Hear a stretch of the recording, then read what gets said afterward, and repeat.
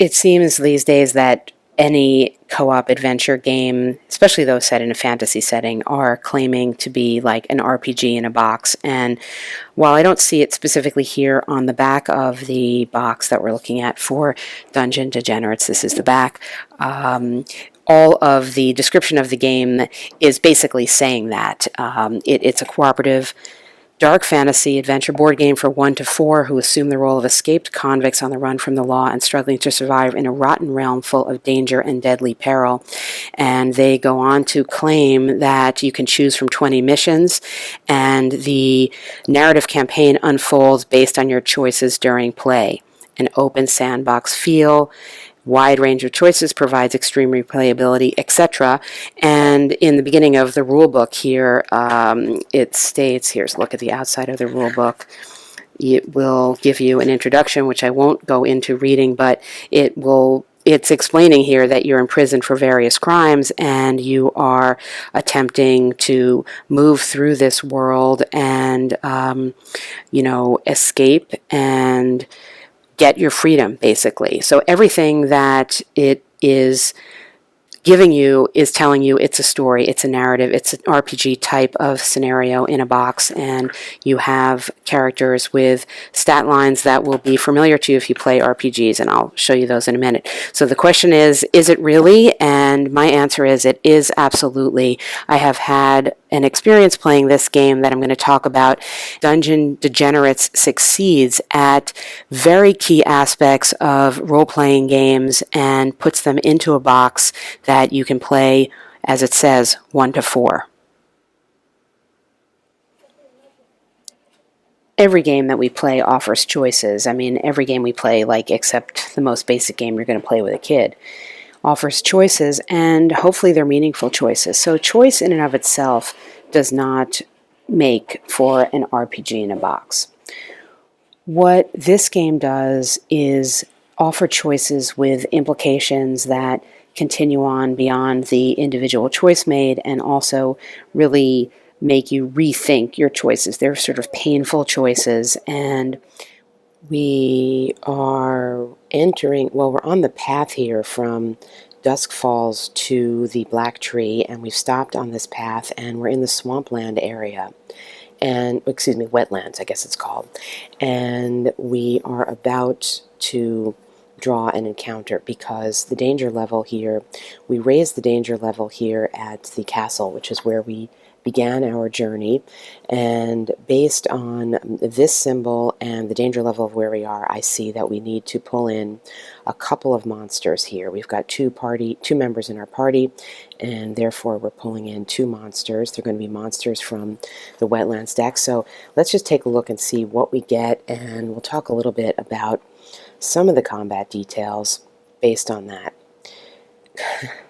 Coming in here, this is a great example of either you're going to really enjoy this art or not. And as you can tell from my reaction, I really enjoy this art. We got a carrion crab here, and the attributes he has listed, I'm going to need to look these up and tell you what they are. This is his value for experience. The electric sign there is the experience you get if you kill him and the gold that you get. The line here is an indication of what's called, well, now I can't remember. Basically, it's when they show up, an arrival ability. And his arrival ability is ambush, and I know right away that's actually pretty good because, well, first of all, ambush is going to happen if they're in a port area, and we are not. Well, I don't know if we are. We left a port. We're on this road. I guess we're not on a port. I guess I'm going to say we're not in a port. Maybe I need to confirm that. Nevertheless, we happen to have a skill. Our Bog Conjurer, again, very thematic, our Bog Conjurer has the 6th sense, and it means he is immune to ambush. So adventurers in our party add 1 to their perception while they test against it. So he doesn't need to do the perception test, and his compadre here, the mercenary alchemist, would have a +1 on the test to help out with that. If you fail a perception test, you become stunned, and there are stunned means something that I can't remember right now, but I'll put up. In any case, I don't actually think this is going to be an arrival attribute because we're not really at the port. So he's not actually climbing out of the water, but he's on this path. This is an indication of who he is going to engage with. In this case, he's going to engage with the party member with the lowest constitution level, and that is going to be our mercenary, who's got a constitution of 7. The Bog Conjurer has a constitution of 8.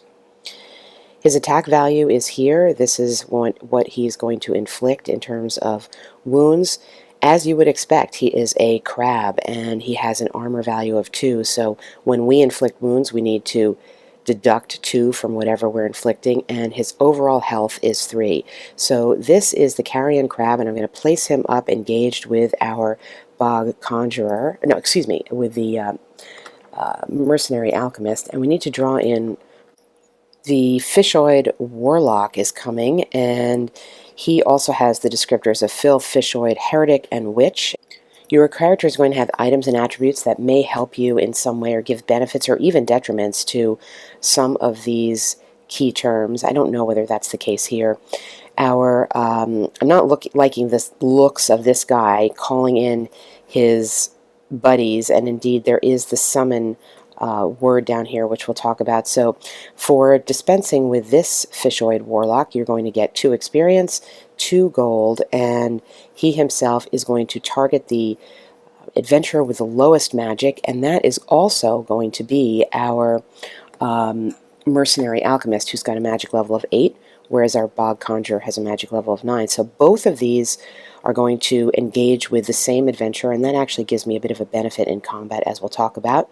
He's got an attack value of 4, an armor only of 1. That makes sense. He's just a fish there, and a health of 6. Now, he's got these 2 words down here, curse and summon.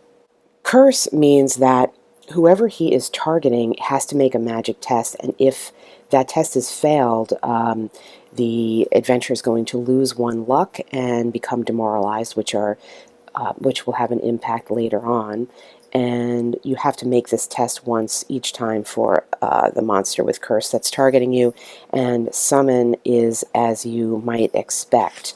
This is an unfortunate ability that if he's still alive at the end of the first combat round, we have to draw another monster from his deck. And that is probably going to impact the way we deal with combat a little bit, which we'll talk about now.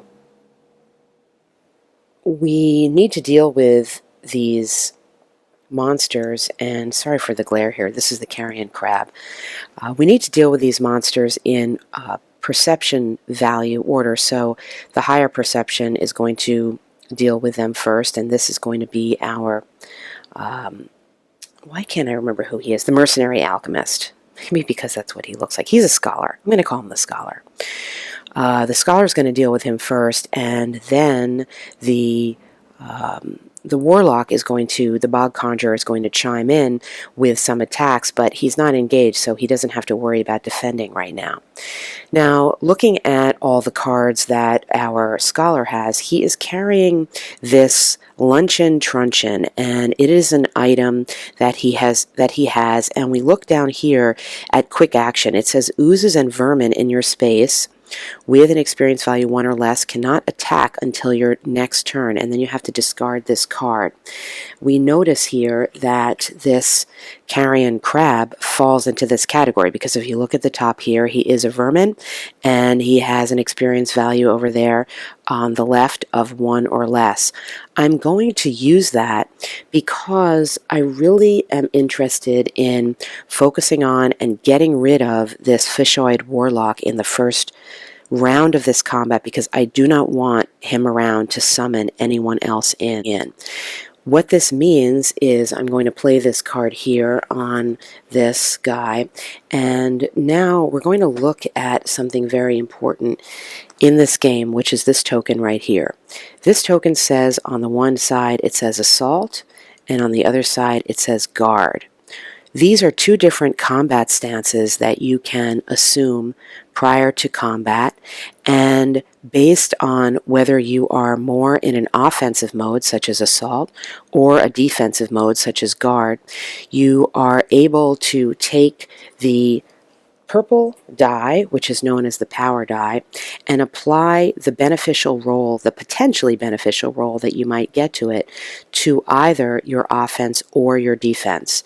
So in this case, my main interest is in possibly or hopefully dispensing with this fish right now by myself in this round of combat, or at least with my compadre in this round of combat, so he cannot summon anybody else. So on my end here, I'm not going to worry too much about the incoming wounds, because I know I'm not going to be getting any from that crab. Of course, I put this on the wrong spot. I could potentially be getting some from this guy, but I want this guy gone. So I'm going to go in an offensive stance and make my attack using my light pistol. I was issued this at the beginning of the adventure, and I roll against my perception to do the attack. It's going to ignore one armor. It's going to be piercing through the skin immediately of that fish warlock. So whatever damage I can get done with this is going to go directly to against the health points of this. Now, if I happen to roll high and get a 6 damage, I can just get rid of him that way because he's got 6 health. So we're rolling against our perception, and we, in this game, roll offense, defense, and the power die simultaneously, and then check in on the results. But wait, there's more. I have a skill here that can be utilized in attack mode. So I've got this symbol tells me I need to be in attack mode to use it. If it is your first turn after entering a fight, you may roll an additional power die when you use an agility or perception attack this turn. And I mentioned that I would be using my pistol. This is a perception attack, so I can roll 2 power die. And the reason that I want to do this, again, is I'm hoping to get on the I'm hoping to make a successful attack, first of all, and second of all, then I'm hoping to inflict as many wounds as possible. So I'm going to utilize my skill definitely to do that. All right, so we're going to come in a little more closely and just show you what is what here with our attributes. Right now we're looking at our starting attributes. There's no modifications to any of these. We have our agility, which comes into play with defending ourselves against this attack. We have our constitution that has to do with, well, first of all, it determines the number of hit points that we have and just overall measures our physical endurance and stamina. This is our magic level. We have a morale level, which comes into play during various wound recovery. We have perception, and this has to do with how we can notice threats and things of that nature. And we have our strength, and this will also come into play in combat if we're doing heavy weapons or things of that nature. So making a test in this game is to roll a 2d6, and we have to compare our total to the attribute that we have shown here with any modifiers that may be on it. And if we are rolling higher than that number, we will fail. So we're looking for a low roll on that. The power die that may be applied to the roll can be used to substitute out one of the dice to aid our roll. There is this value here of luck, and you may use luck to re-roll a die, and you may keep doing that if you can keep spending it as many times as you want to do that, to re-roll the same die or to re-roll a different die.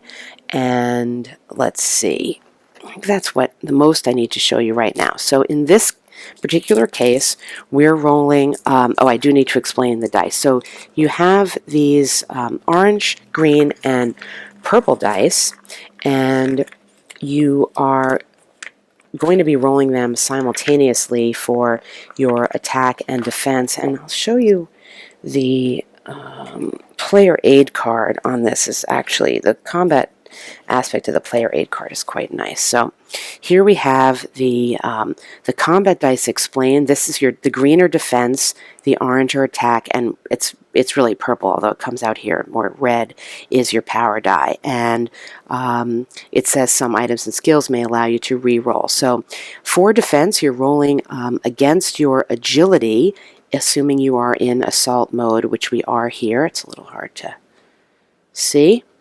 So we're rolling against our agility here, and it tells us what we do if we pass.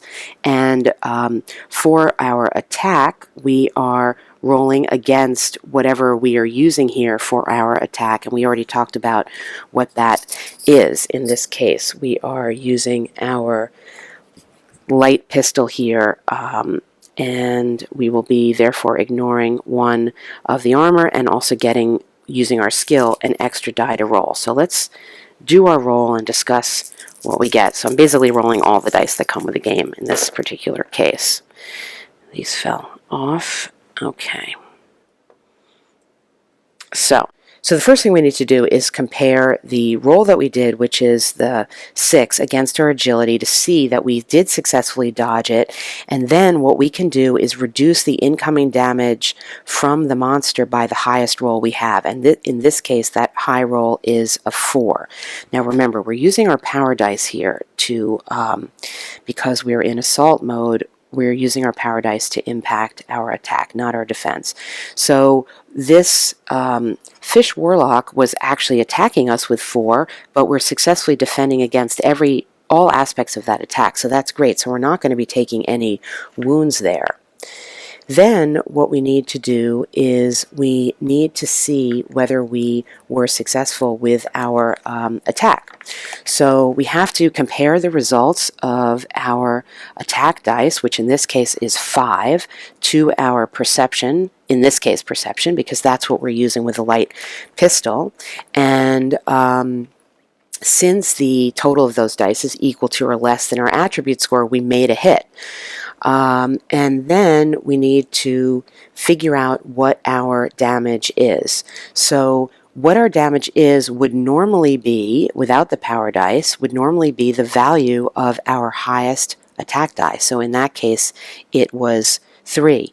However, because we chose assault mode, we are allowed to inflict damage equal to the highest of our power die. And because we used our skill that let us roll 2 power dice, we have a choice, and obviously we're going to choose 6.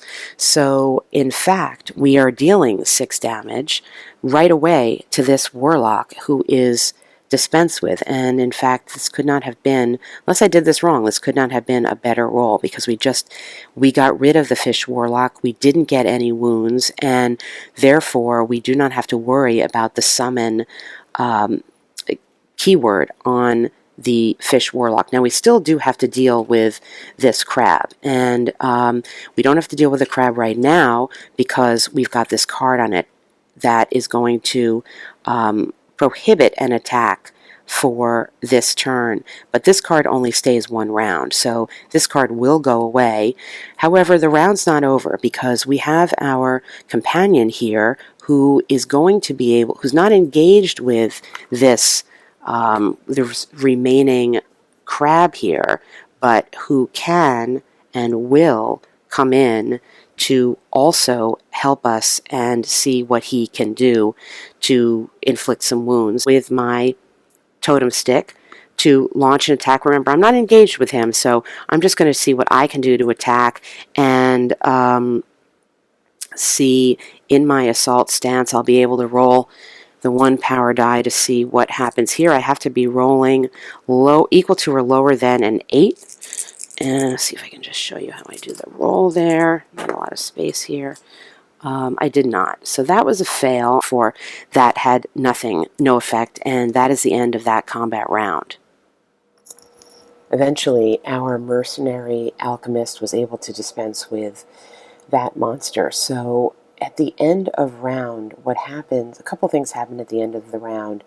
And the first is that experience is collected. So in this case, the one character is getting both of the experience, so that's a total of 3 experience that you will indicate here. So we are down to 0 because we had spent our experience. So we're going up to 3 on that. And we are also getting 3 gold. And our current gold level here is at 11, 12, 13, 14. So here we are with the gold. It can be a little hard to keep track of all that stuff without it moving around too much. The other thing that happens is the danger level in the space that we are, which in this case is by the black tree, is going to decrease. And that's actually pretty good because that's a pretty high danger level. So that danger level is going to go down to 4. And we would anticipate that experience levels, wounds, gold, well, this luck factor that we talked a little bit about, also will be in a dynamic state throughout the game. The nature of the change also has implications moving forward. Obviously, as you continue to adventure and go through different areas that you have explored before or haven't shown that yet, you can be exploring certain paths that's going to impact the what occurs there and the danger level in particular as well. So the nature of change plus implications moving forward, I think, is one big factor in making this an RPG-like experience. And the characters themselves are very fully developed, I feel. The back of the card sheet, it's unfortunate it's on the back, but the back of the card sheet gives you a background for your character. It discusses what their crime is, and it gives you their homeland. And importantly, it gives you some suggested skills and a suggested weakness. Now, when I first started playing the game, I thought to myself, well, no, I'm not going to choose the weakness of the character. It's going to be random because when you have a weakness, you can't really control that.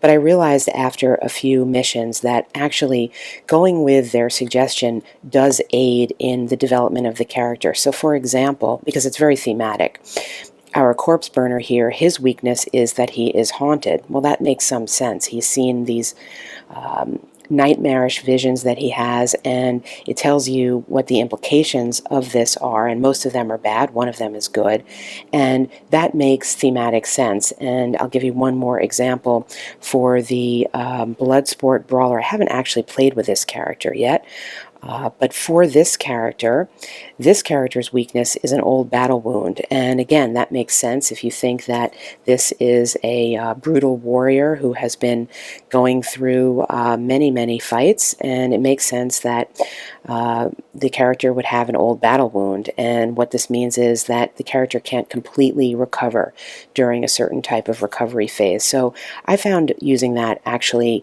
quite aiding in the development of the differentiation of the characters. I didn't focus so much on the suggested skills because I like going through the skill offer myself to figure out what makes sense in the context of the game I'm playing.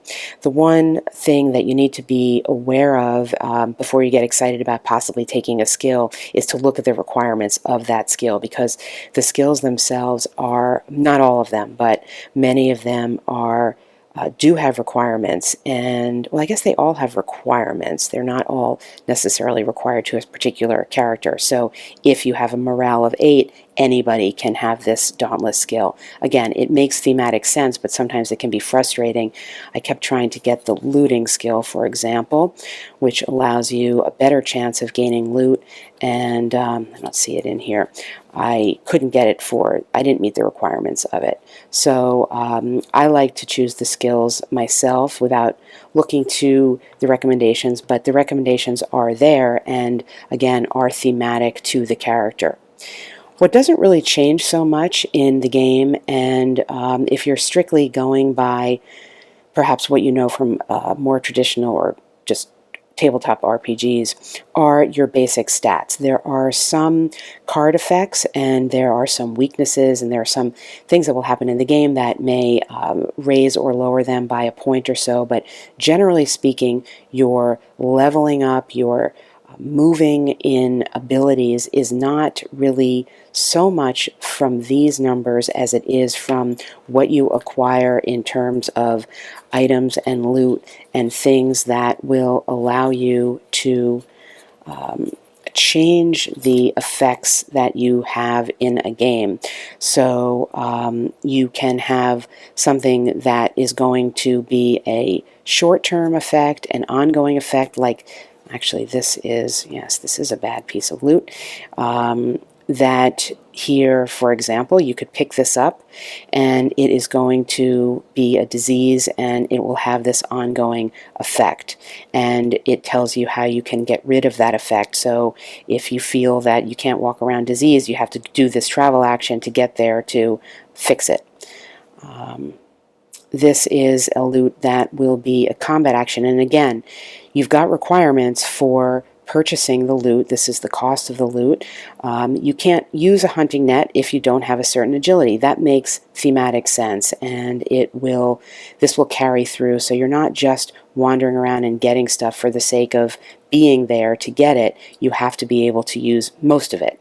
And here is some mystery meat that can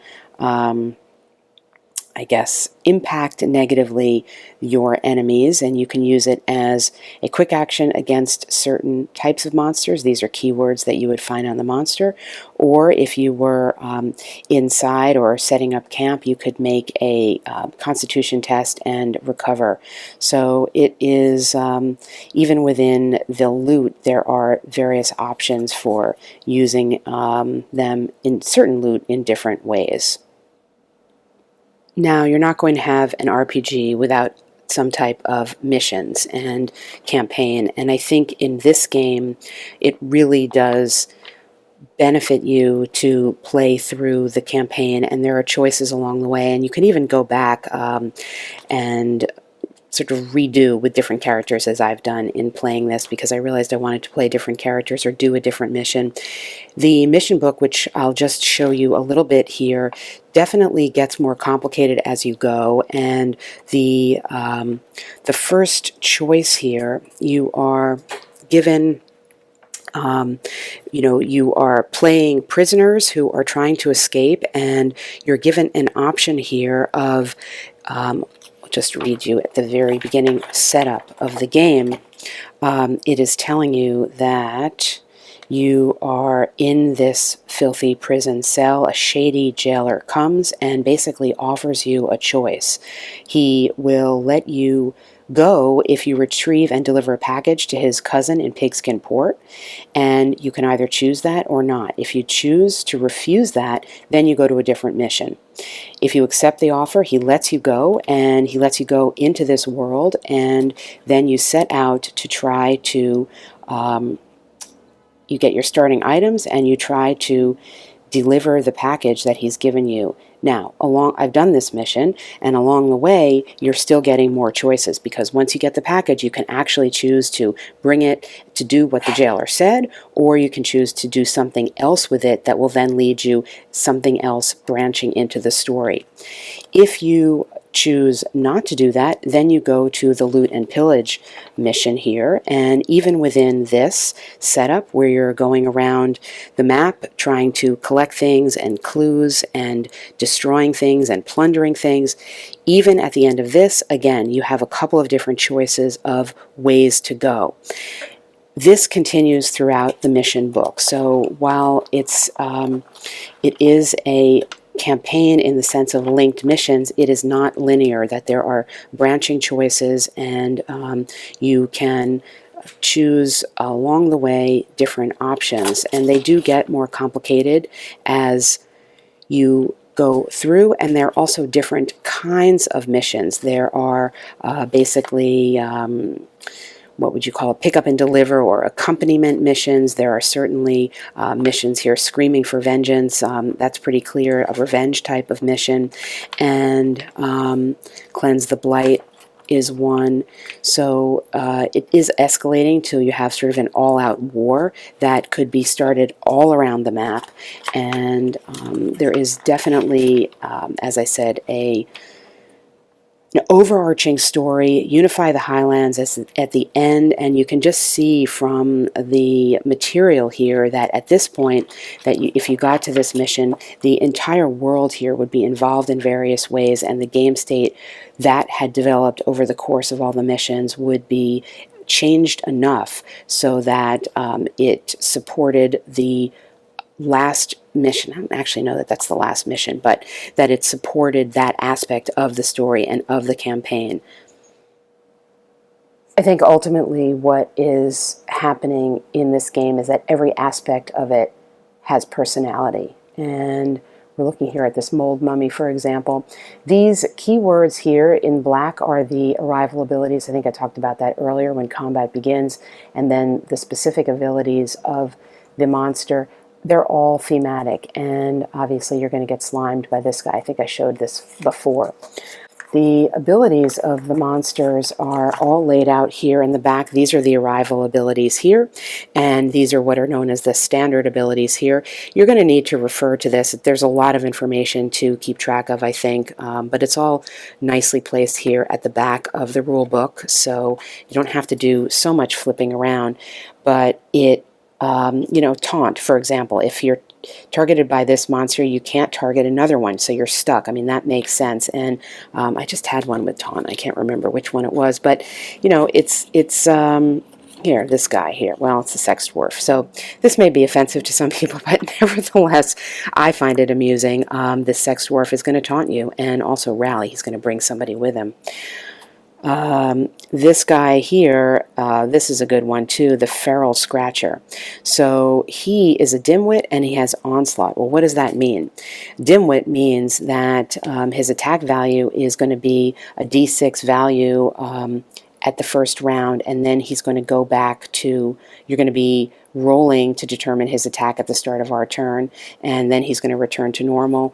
And onslaught means he's going to gain an ability if you are in your guarded stance. So he's going to basically provoke you in a way into an attack mode against him, and on and on. So this too, the monsters, I mean, really nothing is generic in this game, and I guess there's just not too many other ways to say that. And of course you can tell that from just looking at the art and the concept here of how this was put together and how consistent and different it is. This is just not a generic game, and it does not shy away from story, nor does it shy away from a kind of I guess winking at the player is how I would describe it. That when you see monsters like this Tooth Taker, his special ability, he inflicts pain. Well, of course he would. And pain is an additional impact of wounds, that when you take wounds from him, other things happen in addition to just taking the wound. When it gets right down to it and you get the game going, the sequence of play and the flow of it is very simple and makes a lot of sense. You're either moving or you are resting in some way or recovering, and this is the player aid card, which will detail what the actions available to you are and if there are requirements for that action. For example, you need to be in a certain type of movement, it will tell you that, or if you need to be in a certain type of location, it will tell you that. You can do your recoveries or your explorations, which will make it easier to travel over a path in the future. You can improve an area, a town level, which will potentially make it less likely that you'll have an encounter with monsters or other denizens of the land. And of course you can trade, buy and sell loot, and you may choose to do that. So you're either going to be moving or you're going to be doing some of your rest actions. Then you're going to be drawing and resolving one of these danger cards and simply comparing the level of the card to the danger level on the map to determine whether you have an encounter and or whether you will also be encountering any monsters. And then you're going to resolve those encounters and fights, and that's it. And then you go back to it. And in fact, when you get into the flow of the game, it almost sometimes felt to me like, wait, am I missing something because it went so quickly? That's not usually the case when you are having a game that has so many different icons. Here they are. This is another player aid, and this is going to detail all the different traits that the map will have and what they mean, and all the different traits that you may see and the iconography you may see on cards. One of the things that this game does so fantastically, and I appreciate it from the very beginning and is indicative of the structural support of the game, is the fact that they have a fabulous index. I don't know whether they spent $1,000 to hire a professional indexer or they just did a great job themselves, but every single thing I looked up in the index ever in playing hours of this game, I found. The only thing that I realized that I had to search for a little bit was I tried to look up, I tried to look up something about loot and I didn't find it, and then I realized I actually needed to be looking up trade. That's it. I went to this thing 20, 30 times, found what I needed. Why am I spending so much time talking about this? Well, if you watch my channel, you know what a pet peeve of it is mine, and it's more than a pet peeve because it really does impact the function of a game and the enjoyment of a game. If there's all this stuff and you can't actually find out where it is when you need to reference it. And let's be honest, when you're playing games like this, you're going to need to be referencing the rule books quite a bit, certainly at the beginning. So that's just wonderful. And also the player aid cards give you basically what you need once you know the rules. And then this monster abilities. This could have been a player aid card too, but it's perfectly fine to have it on the back of the rules because I needed to refer to this pretty much constantly every time I drew in a monster, just because of the variability of the abilities and how much stuff there is there. So because the sequence of play is relatively easy, and one might even say it does get a little repetitive time and again, it enables you, I think, or it enabled me to really experience the game and the story unfolding without having to go into a ton of different phases. Combat, once you understand how it works, is resolved with basic, or each combat round is resolved just by rolling one handful of dice one time and then applying the dice to your various stats. Were you able, for example, to be agile enough to deflect a wound? Look at your dice. This is how many wounds you deflected. Were you able to use your strength, say, to have an effective attack? Look at your dice. That's how many wounds you inflicted. Round over. Do it again. Now, of course, you're going to be having cards that will come into play or can come into play. You may decide to use a card mid-combat to affect the monsters in your space or whatever. That's an add-on, but even the combat is just, it's a quick resolve, and that allows you to just move through the game. And I think it also brings the game with what I would say is a certain level of medium to, well, heavier side of medium in terms of what the meat of the game and what is available to you in terms of actions and abilities and loot and story. That is, on the heavier side of medium, I would say. But the actual mechanics of how you're playing it, once you understand how to play it, is not that complicated. And the mixture of those two things makes the game really flow. The mechanics of movement, combat, and what is pictured on the cards, what is pictured on your player aid, all of that comes together to take a lot of material and focus it to get you to play, I think as they said somewhere, I think they said this somewhere, the fun stuff, and to do, and to get the experience of this RPG adventure. It's really a lot of adventuring and discovery to get that experience without having to do a whole bunch of calculations to understand, what the ultimate outcome of a die roll is. Does that mean you're not involved in choosing items that will help you in trying to maximize your own ability and in differentiating your characters and who's going to fight who and whatever? No, of course it doesn't prevent that, but it lets it happen in a very smooth manner. There is a sense that the decisions that you make in terms of what missions you take and where you travel will impact the game, for sure. Although, again, pretty much no matter where you go and what you're doing, there's different areas of the map differentiated by these colors, and the encounters that you have in the areas are thematic. But pretty much, no matter where you're going, this is what is happening. The same thing is happening. I think I would have liked a couple things that I would have liked to see. One is I would have liked to have had the ability to pick up, and maybe it's in a mission I didn't do. I haven't done all of the missions, so if I'm saying something that the game actually has, I'm sure someone will correct me. But based on the missions that I played, I didn't have the ability to pick up a full-fledged new party member and add somebody to my party, and I would have liked that because the characters were so great that I wanted to be able to pick someone up. The other thing, I wanted more access to loot, and I did some house ruling on how to roll for what loot was available and what loot I could take, and I think, this is just me. When I see a big stack of loot cards, I put them away so I can't show you, but there's so many items available.